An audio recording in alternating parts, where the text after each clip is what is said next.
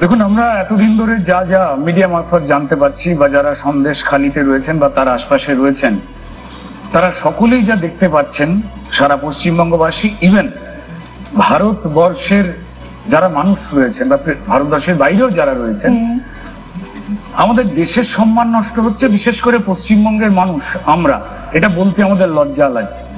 আমরা কয়েকদিন আগেই দিল্লি থেকে ফিরেছি, তার আগে একটি কনভেনশন ছিল, আমাদের ন্যাশনাল কনভেনশন। সেখানে যখন অন্য রাজ্যের মানুষরা পশ্চিমবঙ্গের পরিচয় পরিচিতি বলতে গিয়ে এই ঘটনার উল্লেখ করছেন, আগে অন্যরকম ভাবে করতেন।